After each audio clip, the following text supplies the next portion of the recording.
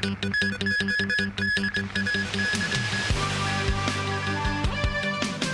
Xi Jinping arrives in California for talks with Joe Biden.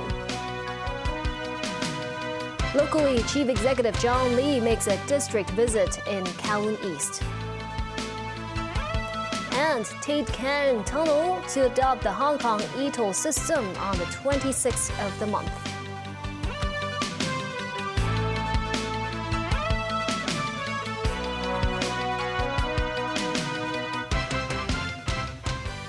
Hello and welcome to TVB News. President Xi Jinping will meet with his U.S. counterpart Joe Biden later on Wednesday, California time. The Chinese leader has arrived for talks which could chart a path of China-U.S. relations for decades to come. David Garrett reports. San Francisco emerges through the clouds as the plane nears its destination, a journey that culminates with two of the world's most powerful people meeting face to face. It will be the first in-person talk between the leaders of China and the United States for a year. The stakes are high, with tensions strained over Taiwan, trade disputes, this year's shooting down of a Chinese high-altitude balloon that flew across North American airspace by the US Air Force, and some disagreements over wars in Gaza and Ukraine. Xi back on US soil again. His last meeting with the US leader in America was with Donald Trump in Florida 5.5 years ago. US Treasury Secretary Janet Yellen was among those greeting the Chinese president. There are sure to be lots of business discussions. Xi may well open doors for more US investment in China. US and Chinese flags side by side on the streets of San Francisco. As the motorcade drove through, many from the city's Chinese community came out to welcome Xi. A few scuffles broke out as dozens of anti-China protesters gathered, although the mood was broadly positive. The leaders will be part of the APEC forum. Biden has arrived too. Commentators are skeptical about what Biden and Xi can achieve after difficult recent months. With San Francisco in the shadow of Silicon Valley, AI is an area where a consensus could be built. I was asked by Xi Jinping years ago when we were in the Tibetan Plateau, could I define America? I said, yeah, one word, possibilities. Possibilities. In this administration, America will be the place where great science changes what's possible. That's why I've never been more optimistic about America's future. Biden outlined further objectives. Back on a normal course of corresponding, being able to pick up a phone and talk to one another if there's a crisis, being able to make sure our military still have contact with one another. We can't take, as I told you, we're not trying to decouple from China, but what we're trying to do is change the relationship for the better. Talks will take place here at a secluded estate on Northern California's coastal range. This is Filoli and will give the leaders a chance to talk away from the main APEC summit. The estate covers nearly 3 square kilometres and was used in the filming of the movie The Wedding Planner. The plan is in place for Xi and Biden to resume and reset their relationship. David Garrett, TVB News. The Asia-Pacific Economic Cooperation Forum was opened by U.S. Secretary of State Antony Blinken and U.S. Trade Representative Catherine Tai. The U.S. is hosting the annual event for the 21 APEC members for a third time. The first forum was in 1989 in Australia. Tai emphasized the importance of trade between Asia-Pacific countries. She spoke about how sustainable trade can help build relationships and foster peace. Blinken said he's proud to be hosting and hopes for more cooperation over the coming days. A region where economies are free to choose their own path and their own partners, where problems are dealt with openly, where rules are reached transparently and applied fairly, where goods, ideas, people flow lawfully and freely. We have made real progress toward that more prosperous future. Just since the creation of this forum 3 decades ago, GDP in the region has increased from $19 trillion to $52.8 trillion. The U.S. House of Representatives has passed a stopgap measure to avert a partial federal government shutdown, with lawmakers showing broad bipartisan support for the bill. The short-term legislation now heads to the Senate, where Democratic and Republican leaders have voiced support. To avert a shutdown, the House must enact legislation that President Joe Biden can sign into law before current funding for federal agencies expires at midnight on Friday. The 336-95 vote was a victory for House Speaker Mike Johnson in the first consequential vote of his tenure. The stopgap spending bill would extend government funding at current levels into 2024. It would give lawmakers more time to craft the spending bills that cover everything from the military to scientific research. Back locally, Chief Executive John Lee made a district visit this afternoon in Kowloon East to tap views about the rollout of latest measures under the policy address. When asked why he didn't attend the APEC summit, he stressed that's because of scheduling issues. After around 2 months, Chief Executive John Lee made another district visit. His first stop, Qilok Estate in Qiwenshan, accompanied by Secretary for Labor and Welfare Chris Sun and Secretary for Home and Youth Affairs Alice Mack. At an after-school care program center, the officials joined a handicraft lesson with preschool children. Mr. Zhang, parent of a student there, said the CE asked them if the services help the family. The city leader then visited a family that provides assistance to needy neighbors at Xixing Estate under the Neighborhood Support Childcare Project. Under the scheme, children of families in need are looked after at the carers' residence at an hourly rate of $20 to $24. On a social media post, the CE said the government hopes couples without children can understand more about childcare services available in the city. The city leader continued his visit in Kuntong. On the footbridge around Shunqi Court, Secretary for Transport and Logistics Lam Sai-hung introduced to Lee the project for a green, smart mass transit system in Kowloon East. John Lee also exchanged views with some residents there, while promoting next month's district council ordinary election, and saying that the district councillors will serve the community well. He then stopped by a pharmacy and a snack shop. The pharmacy manager said the city leader asked about residents' livelihoods. The snack shop manager meanwhile told the CE his hope to have another round of consumption vouchers to help with small businesses like his. When asked why he chose to go on district tours rather than attending the APEC summit, Lee said the financial secretary has been appointed to take part in the event owing to scheduling reasons.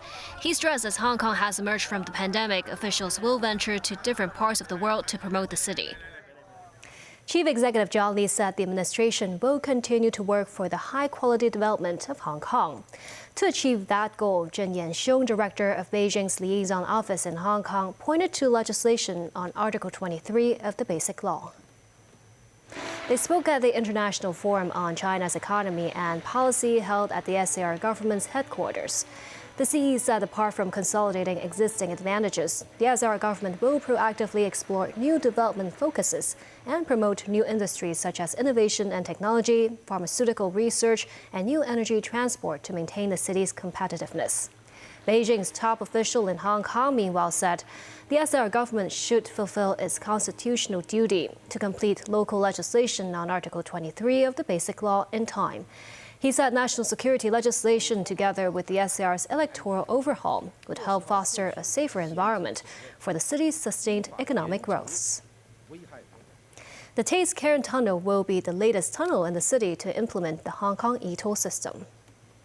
Starting 5 a.m. on November 26, motorists can pay electronically when they drive through the toll plazas without having to stop or queue at the booths. To facilitate the transition to the new auto toll system, temporary traffic arrangements will be in place starting at 1 a.m. that night. Both directions of the tunnel will be closed from 4 a.m. to 5 a.m. Overnight bus route N680 will be diverted to the Lion Rock Tunnel. And next in line for Hong Kong e-toll is the Aberdeen Tunnel, scheduled to adopt its system in December. The government will announce the specific timetable and more details at a later date. MTR train services between North Point and Teo King Lang stations were suspended for about an hour this afternoon. The railway company said the disruption, which started at around 2 p.m., was due to floodwater on the tracks near Quarry Bay Station. The train platforms were crowded with passengers who had to take alternative routes. Also affected were train services between Lohas Park and Cheung Kwan O, as well as between Teo King Lang and North Point. Train frequency was reduced to between 6 and 12 minutes. After emergency repair efforts, services gradually resumed at 3:15 p.m. Still ahead, Israeli forces enter Gaza's largest hospital. Consumer Council tests found excessively high levels of chemicals in some suitcases. And police officers on board buses as a deterrent against crimes.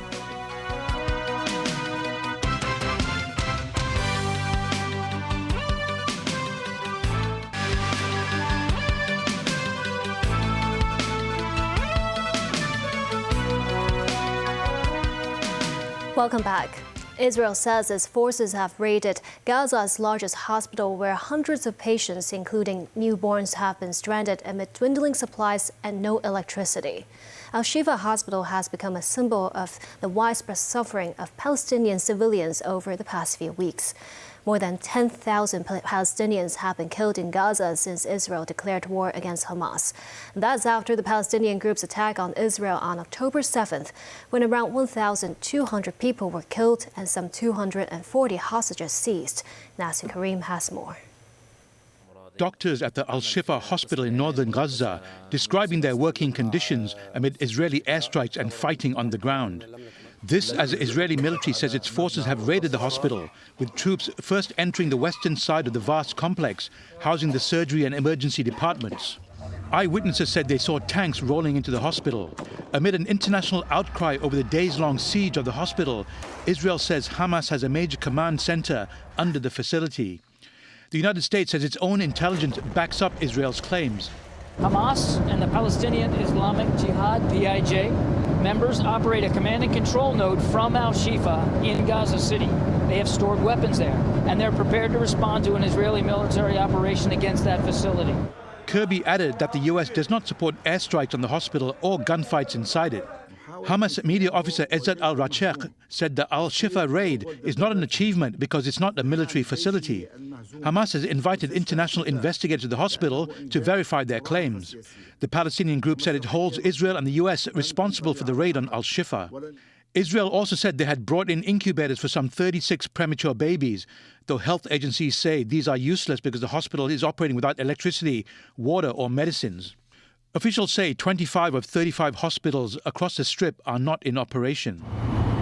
In the south, where hundreds of thousands of people have fled to, lightning competes with aerial bombardment to light up the night sky.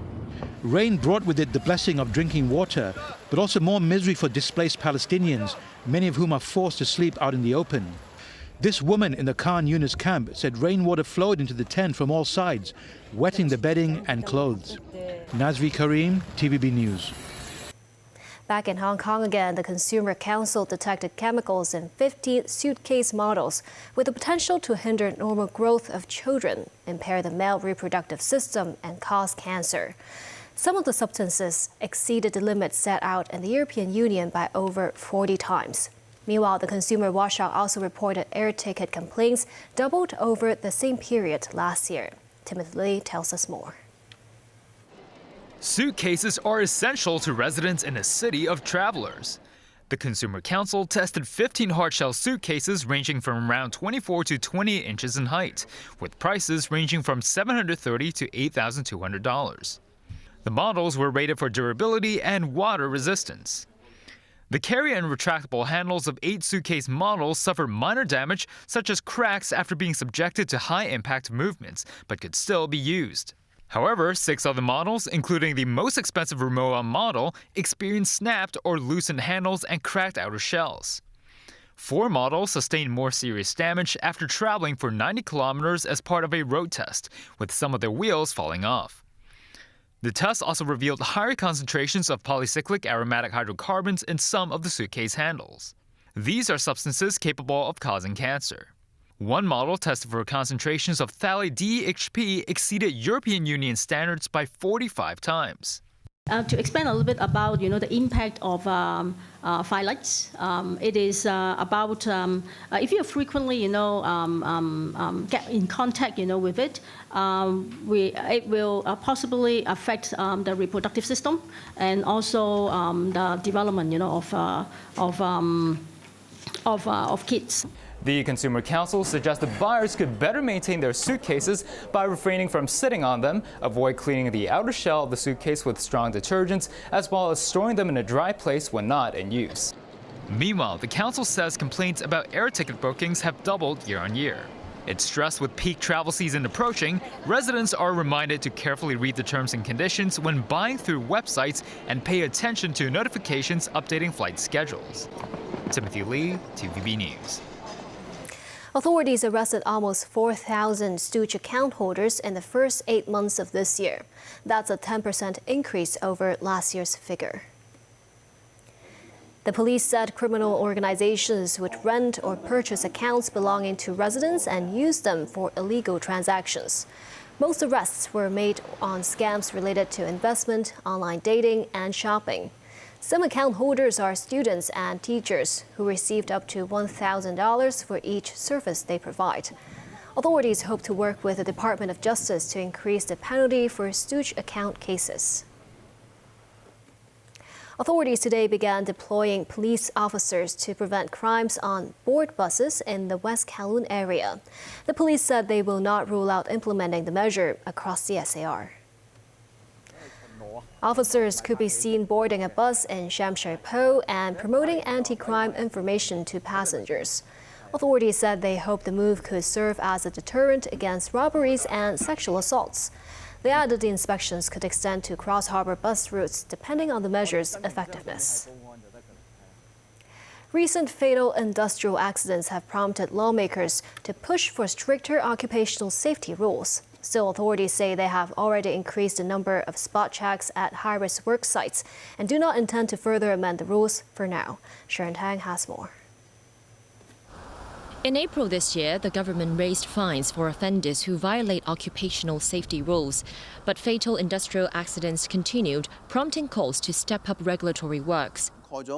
In Lechco today, Secretary for Labour Chris Sun said authorities have no intention to amend relevant laws for now. He explained current laws already cover different stakeholders, including workers, contractors and employees, and that their respective duties have been clearly stipulated. Some lawmakers, meanwhile, said the Labour Department's inspections are not enough of a deterrent. Every time when an inspector arrives, there will be an announcement in the site. Everyone who is not wearing a safety helmet will wear one. When the government deals with environmental hygiene on our streets, the deputies, chief secretary has adopted a very wise strategy. There will be high-profile patrol. They will know that, there's someone coming very often to catch them. Construction workers should also be careful. We are talking about their lives. The Labour Department would adopt different strategies and approaches. There will be supply visits, there are regular visits and inspections. And for high-risk processes such as hoisting processes, we would conduct thematic inspections. We have to make sure that the workers are trained.